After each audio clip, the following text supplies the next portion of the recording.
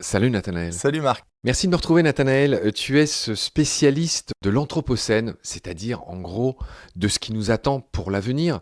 L'Anthropocène, tiens, je vais te le laisser définir en quelques mots pour commencer. C'est le nom d'une époque géologique et ça signifie qu'on est en train de transformer les conditions d'habitabilité de la Terre et pour l'ensemble du vivant bien sûr, et aussi pour la vie humaine en société. Et donc ça veut dire que la façon dont on vit en ce moment sur Terre, elle est rendue possible par un équilibre entre le climat et les écosystèmes de la biosphère. On est en train de rompre cet équilibre-là et ça va transformer la façon dont on va vivre ensemble dans les années à venir si on reste sur la même trajectoire. Très bien Nathanaël. Donc voilà ta spécialité. De ton propre aveu, tu es monomaniaque de cette question, de l'habitabilité de notre planète tout simplement, hein. Et donc tu viens de sortir là un livre en octobre 2025, fin 2025, qui s'intitule 2049, ce que le climat va faire à l'Europe chez Seuil. Et un peu plus tôt, en mars 2025, tu as sorti chez Actes Sud, dans une autre collection, Contenir l'emballement bioclimatique. C'est des petits cahiers. Tu as écrit une vingtaine de bouquins. Je te présente vite fait, avant qu'on retrousse nos manches et qu'on rentre dans 2049. Ta première particularité, tu es un grand zig, tu fais exactement la même taille que moi, tu fais 1m91. Combien de kilos ? Au moins 100 kilos, ou à peu près 100 kilos, disons que ça dépend des jours. C'est vrai que t'es un géant. Quand t'es rentré chez moi, t'es un sacré géant. Tu as 45 ans, tu as 2 enfants. Ton livre, 2049, est dédié à ta femme et à tes 2 enfants. Ta femme s'appelle Noémie et tes 2 enfants s'appellent Mathis et Anna. Hein, leur nom figure dans les premières pages de 2049. Donc voilà, pour continuer à te présenter brièvement, tu es prof, tu habites à Angers et tu es prof à la UCO, à l'Université catholique de l'Ouest, dont tu es le doyen. Est-ce que c'est une jolie ville, Angers ? Ouais, tout à fait. Et puis il y a vraiment la grande chance d'avoir un petit lac là-bas, donc on peut aussi faire de la voile, c'est vraiment chouette. C'est la fameuse douceur angevine, chère à Dubellay. Tout à fait. Bon, tu es fan de Dubellay ? Je connais pas plus que ça, à vrai dire, mais... Bon, par contre, ce que tu connais bien, tu es très sportif, tu es un géant sportif. Tu fais du hand, tu joues à quel poste ? Alors, je fais plus de hand, mais j'ai adoré faire du hand et j'étais pivot. Alors, dis-nous des pivots célèbres de l'équipe de France. Fabregas, Bertrand Gilles. Ah, Bertrand Gilles, ouais. Bon, tout à voilà, fait. le menhir, qui est une légende. Il a remporté l'or olympique en 2008 avec l'équipe de France. Puis aujourd'hui, pour ceux qui suivent un peu le hand, il y a Ludovic Fabregas, qui est un géant comme toi d'ailleurs. C'est quoi en gros un pivot au hand ? Donc un pivot, effectivement, ça a une mission particulière dans une équipe. C'est quelqu'un qui est dans la défense. Il y a une équipe, imaginons donc l'équipe de France qui est en attaque. Et puis il y a la base arrière qui fait beaucoup circuler la balle qui va jusqu'aux ailes, c'est dans les coins du terrain. Et il y a une personne qui est au milieu de la défense, qui se prend des coups, qui en donne aussi et qui a pour fonction de perturber la défense et de faire des blocs principalement. C'est à un moment donné d'entraver les mouvements des défenseurs pour que la balle puisse aller plus rapidement de l'autre côté du terrain et qu'à un moment donné il y ait des trous, voilà, des trous pour la base arrière et que la base arrière puisse s'infiltrer. Et puis de temps en temps, évidemment, ça base arrière qui file un ballon à un pivot, quoi. Est-ce que tu vois un parallèle entre ta vie intellectuelle et toutes ces idées que tu défends sur l'Anthropocène, ton bouquin 2049, etc. Et moi, j'ai tendance à voir des liens entre tout, hein. Donc, est-ce que tu as un rôle pivotal ? En tout cas, ce qui est sûr, c'est que j'aime plutôt aller au front. Dans mon travail, ce que je fais, j'essaie de nommer les choses sans détour, de façon un petit peu cash. Et de fait, un pivot, il est toujours dans quelque chose de cash. Et puis aussi, un élément important pour moi, en tout cas dans la vie institutionnelle, j'ai envie de dire dans la façon dont je travaille avec les collègues, etc. Effectivement, cette fonction de pivot, c'est à un moment donné de faire des blocs, de permettre à d'autres de passer, de s'infiltrer, d'avancer dans leur carrière, etc. Ça, c'est quelque chose de vraiment important pour moi dans la vie et puis dans la fonction de doyen que j'exerce. Donc ouais, de fait, en tout cas, je me suis toujours identifié à cette fonction de pivot. Le pivot, souvent, dans la fonction de pivot, on n'a pas les plus habiles en termes de maniement du ballon, etc. Ça va plutôt être un demi qui va être à un moment donné un génie du ballon et le ballon est vraiment dans le prolongement de son corps, etc. Le pivot, en général, il est un petit peu moins dans ce maniement-là. Il est plus dans la force, dans la puissance, que dans la subtilité du maniement. Et de fait, peut-être je peux parfois manquer de subtilité et signifier les choses ou avec force et puissance. Ok, donc ça c'est pour le handball. Je répète qu'on doit dire handball. C'est un sport qui a été inventé par les Allemands. Tout à fait. Il est tout à fait normal et correct de dire handball et non pas handball. Ça serait une faute. Voilà, donc tu es un gros sportif. Tu fais aussi du wing foil en une phrase et une seule. C'est quoi le wing foil ? Donc le wing foil, en gros, il faut visualiser une planche de surf. En dessous de la planche de surf, tu as un foil, c'est-à-dire en fait, tu as un mât en carbone ou en alu, et puis un avion. Un avion, c'est-à-dire en fait comme deux grandes branches qui sont connectées à ce mât. Et puis dans ta main, tu tiens une aile qui n'est pas connectée à ta planche. Et toi, tu es debout sur ta planche de surf, entre guillemets, tu essaies de choper le vent, et quand tu as pris suffisamment de vent, ta planche accélère, et à un moment donné, hop, c'est vraiment l'effet d'un avion, c'est-à-dire quand l'avion a suffisamment de vitesse avec l'inclinaison, hop, il vole, il décolle de la terre, et puis il repose à un moment donné sur la masse d'air qui est en dessous. Et c'est le principe du wingfoil, quoi. Et donc, ce qui est trippant, tu voles. Oui, effectivement, d'accord. Donc tu fais aussi ça. Bon, tu viens donc d'Angers. À la base, tu es docteur en sciences de l'éducation. Tu n'es pas climatologue, tu n'es pas biologiste, tu es docteur en sciences de l'éducation. Ça a son importance pour la suite? Je viens de fac de sport. J'ai fait une maîtrise en STAPS, en fac de sport. Et puis après, j'ai continué avec une thèse en sciences de l'éducation, qui était en fait un doctorat en co-tutelle avec la Freie Universität aussi à Berlin, et puis un département d'anthropologie philosophique. Et puis ensuite, ma foi, j'ai bossé. Et puis après, j'ai refait une thèse sur l'anthropocène. Et j'ai pris l'anthropocène en fait face science et face politique. Face sciences, c'était un doctorat de géosciences et environnement à l'université de Lausanne. Et puis face politique, c'est-à-dire c'était une co-tutelle à l'université de Rennes 1. Pour moi, ce qui avait été important dans ce travail, c'est d'interroger les fondements biogéophysiques de l'anthropocène et à partir de là, d'essayer de se dire, alors qu'est-ce qu'on peut faire nos sociétés pour avancer et puis prendre ce contexte en compte. Tu as écrit une vingtaine de livres, Nathanaël. Tu es profusif, tu es monomaniaque de l'anthropocène. Tu tournes toujours autour de ce même sujet. Là, cette année, tu as une grosse actualité. Tu as 2 livres qui sont sortis, mais tu as écrit beaucoup d'autres livres. On va en citer quelques-uns. Tu as écrit un livre avec Laurent Testo qui s'appelle Vortex face à l'anthropocène en 2023. Tu as écrit en gros le même en anglais, Handbook of the Anthropocene. Vous voulez sauver la planète, faites des gosses, un titre rigolo au pommier en 2023. Avec Frédéric Svignarni, ouais. La vérité sur l'anthropocène. Enfin bref, on voit que tu tournes autour de ça. Et donc je te propose qu'on commence notre série par définir l'anthropocène. Il se trouve que moi j'ai dans mon propre livre, En finir avec les idées fausses sur le monde vivant, qui est sorti fin 2024, qui est, je le sais, sur ta table de chevet.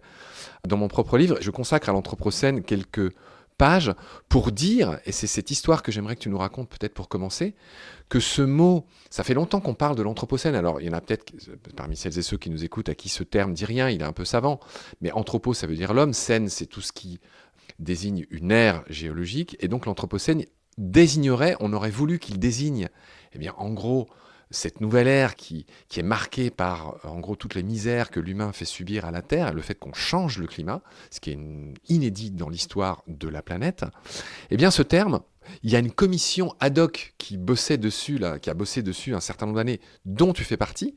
Il existe un comité international de stratigraphie qui choisit officiellement le nom des âges de la Terre, et ce nom d'anthropocène a été écarté, et il a été rejeté par les gens qui bossaient dessus. Pourquoi ? En fait, on peut se marrer autour de cette affaire. C'est une affaire très sérieuse, mais l'Anthropocène Working Group, donc le groupe de travail chargé de la datation de l'entrée dans l'Anthropocène, que j'ai rejoint il y a 1 an et demi avec vraiment beaucoup de bonheur. C'est des scientifiques qui sont vraiment intéressants et puis très très engagés en fait, dans le travail de formalisation, de définition chronostratigraphique de l'Anthropocène.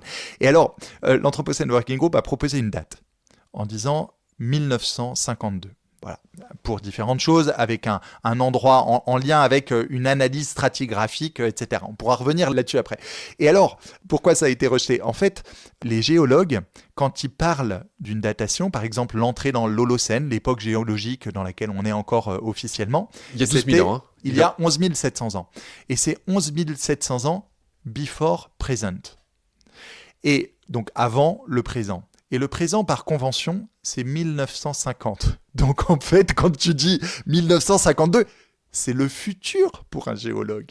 Et donc, évidemment, les géologues, ils te disent « Attends, 1952, je ne sais pas ce qui se passe dans le futur, moi. » Pourquoi cette date ? Pourquoi 1952 ? Pourquoi 1952 ? Pourquoi pas 45, la bombe nucléaire ? Il y a plusieurs propositions qui ont été faites. Alors, il y a eu un peu plus de 15 ans de travail hyper créatif et puis de travail scientifique vraiment très poussé par différentes personnes, pas que par l'Anthropocène Working Group, mais par la communauté des géologues à partir de relevés stratigraphiques. C'est en fait, ils grattent le sol, la terre, les roches, les glaces, les fonds lacustres, les fonds de lacs, etc. Et ils analysent les sédiments.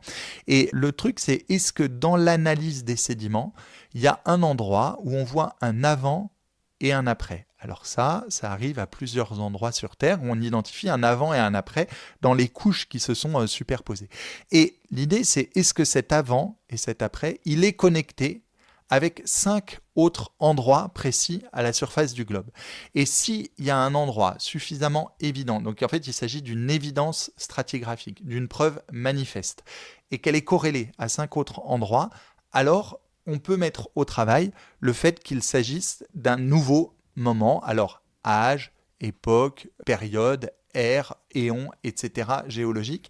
Et là, en l'occurrence, ce qui a été proposé, datation, c'est d'une nouvelle époque, une époque qui fait suite à l'époque de l'Holocène. Et on pourrait se dire, mais en fait, on s'en fout de la question de l'époque géologique. De son nom, en tout cas. Ou de son nom, ou même de son avènement. Enfin, qu'est-ce que ça change à notre quotidien? Mais en fait, il se trouve que l'époque géologique de l'Holocène, il y a 11 700 ans, elle était caractérisée par une exceptionnelle stabilité et prévisibilité entre le climat et les écosystèmes de la biosphère.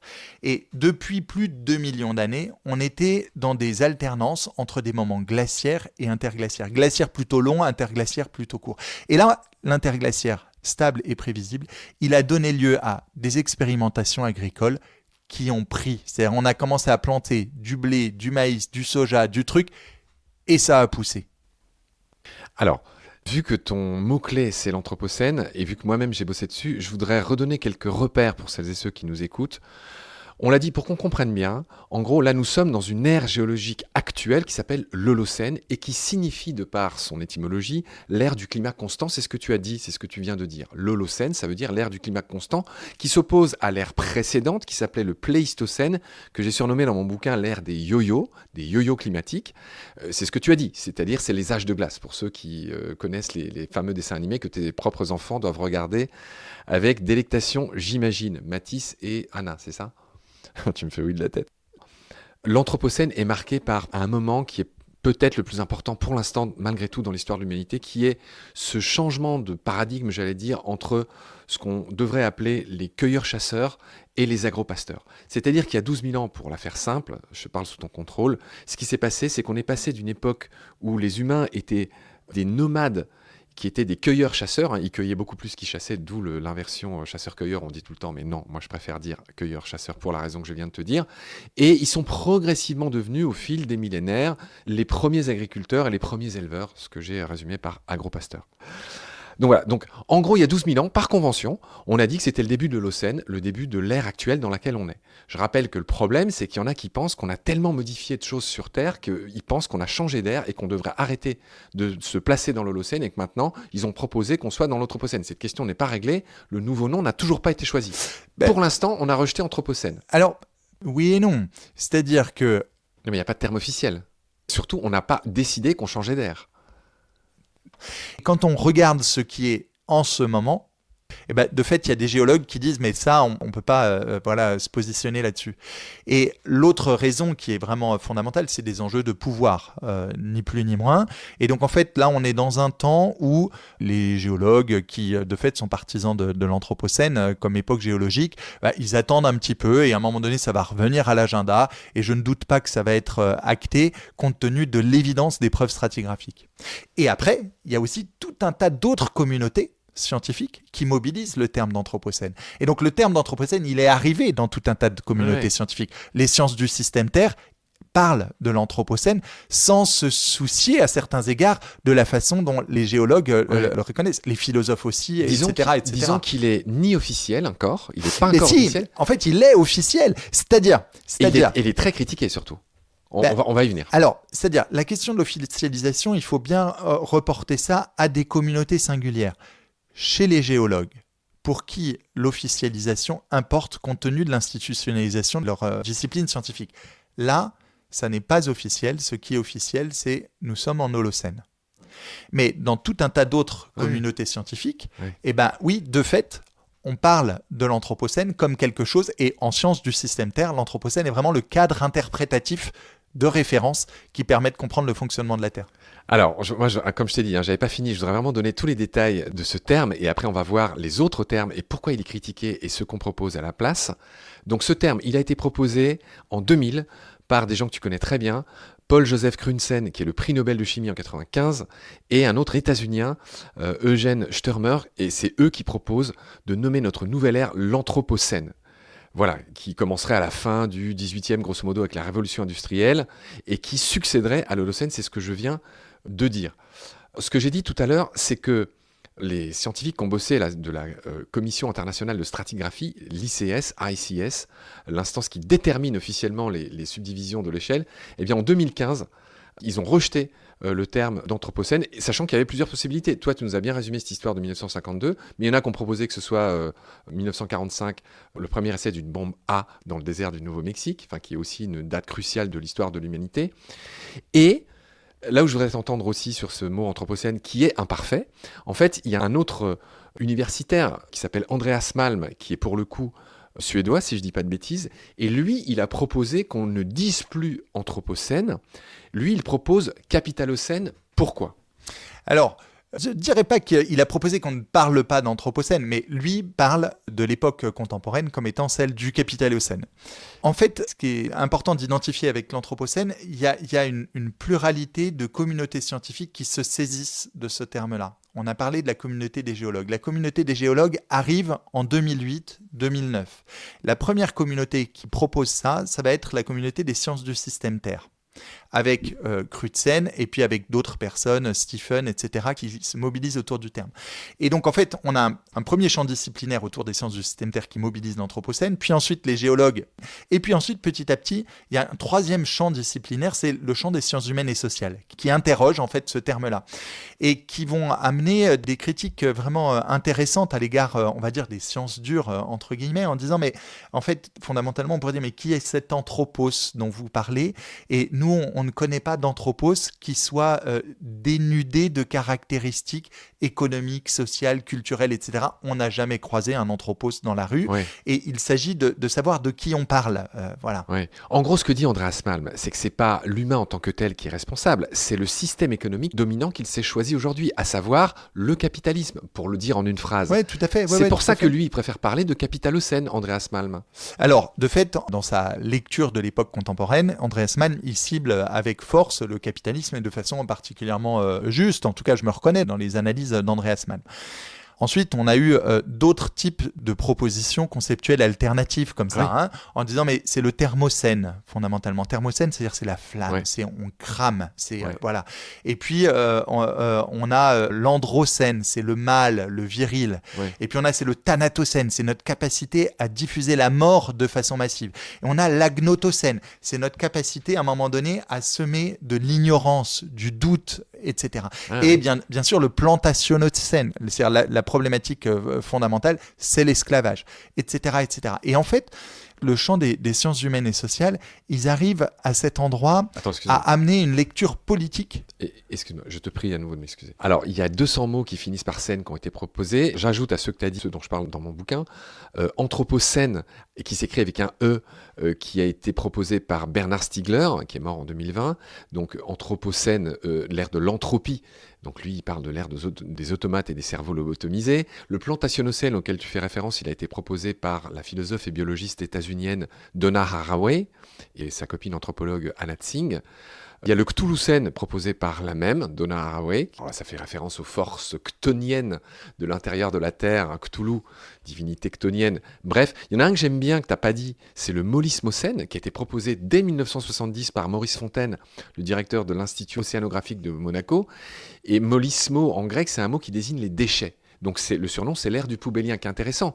Tous ceux que tu as dit, ils sont hyper intéressants aussi, le thanatocène, l'ère de la mort qu'on sème, etc. Et il y en a un autre que j'aime bien, que je cite dans mon bouquin, qui est le pyrocène, l'ère des méga-feux.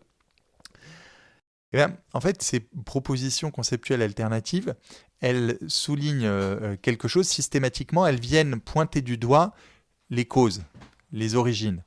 Et en fait, elles viennent aider à politiser le contexte, l'analyse du contexte et de la situation.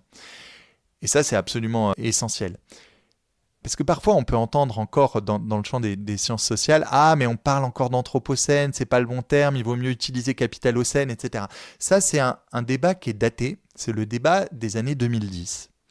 de la fin des années 2000, début des années 2010.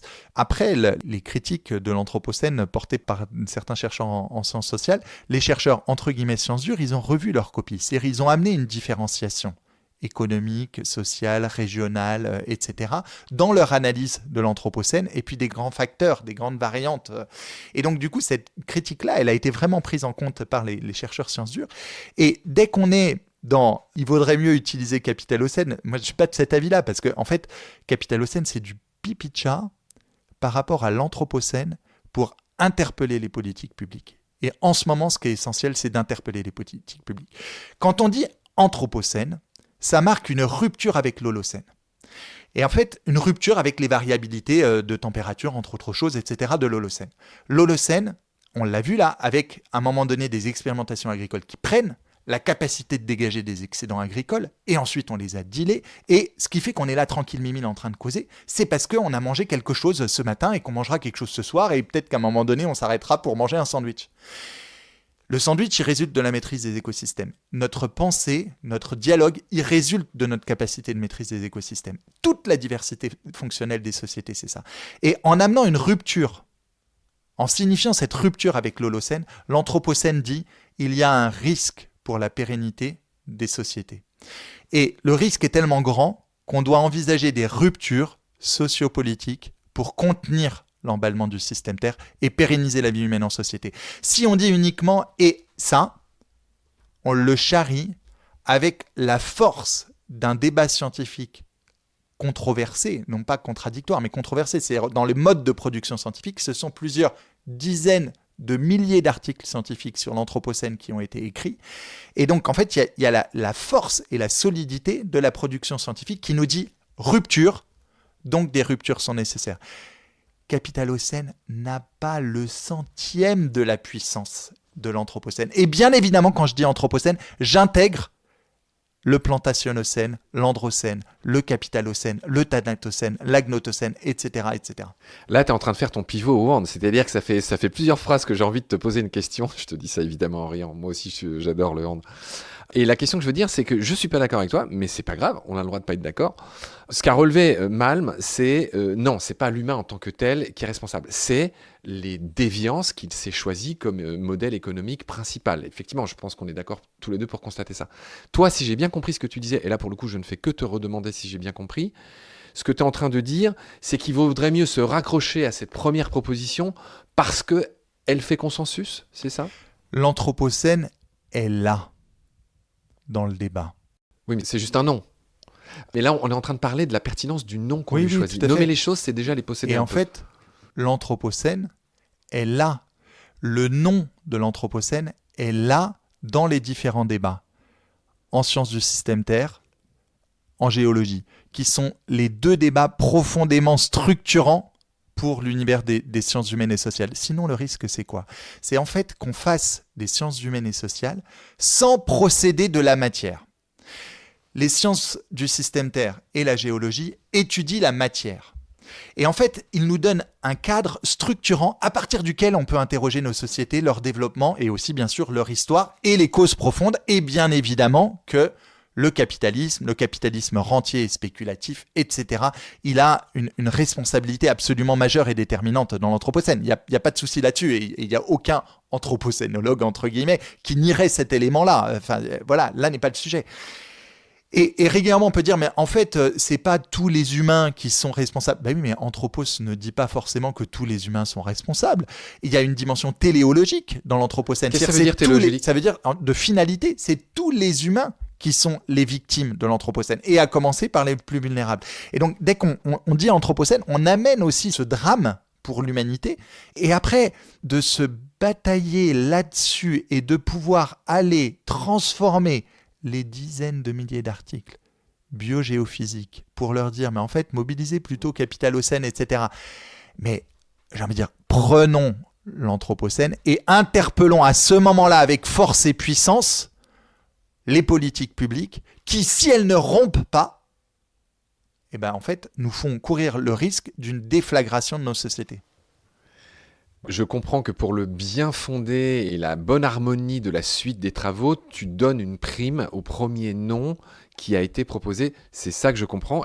Non, pas uniquement. je peux Pas le comprendre. uniquement. D'accord. C'est pas juste le premier mot, parce que il y a le premier mot et la première datation. La première datation, de fait, c'est à peu près 1800. La première datation proposée de façon très intuitive, comme ça, par Crutzen. L'ère industrielle.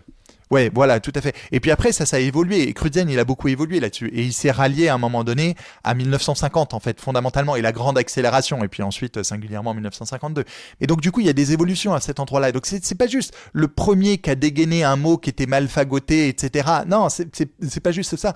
Je pense que le mot est bien fagoté, que le mot, il est très inséré dans des communautés scientifiques qui travaillent, et que le mot, à un moment donné, il fasse réagir, on entre dans un débat, des controverses, etc., et qu'on rentre dans toute cette politisation absolument nécessaire du concept d'anthropocène pour en faire un concept opératoire, génial.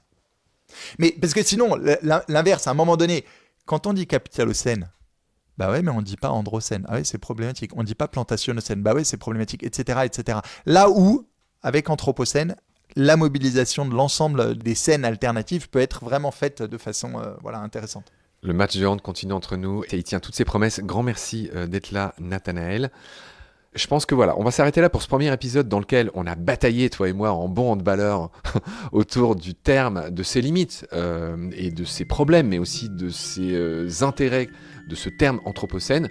Je te retrouve très vite pour continuer à parler de ce à quoi va ressembler l'Europe en 2049. C'est quand même le titre de ton bouquin qui est sorti chez Seuil, la fin 2025. 2049, ce que le climat va faire à l'Europe. On va se livrer à ce bel exercice de prospective avec toi. Merci pour tes lumières, Nathanaël. Je te retrouve très vite pour la suite. Salut. Salut Marc.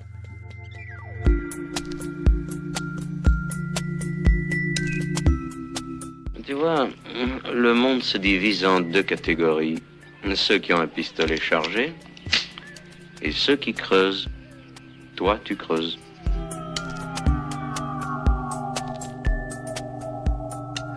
C'est la fin de cet épisode. Merci de nous avoir prêté tes oreilles.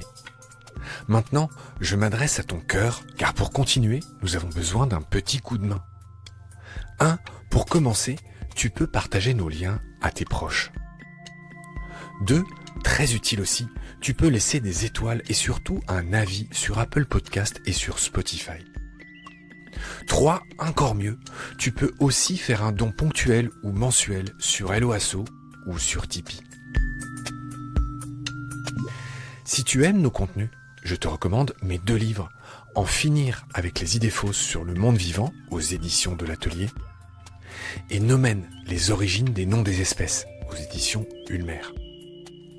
Et aussi un super jeu de cartes, Terre Animalia, pour apprendre sur les animaux et les plantes tout en jouant. Et on fait bien sûr un gros clin d'œil aux profs, aux parents et à tous ceux qui racontent ou enseignent le vivant. Tous les liens utiles et notre email de contact pour des stages, des formations, des animations ou des conférences sont indiqués dans la notice de cet épisode. Grand merci pour ton soutien. À bientôt. Et d'ici là, prends soin de toi et de ce qu'il y a autour de nous.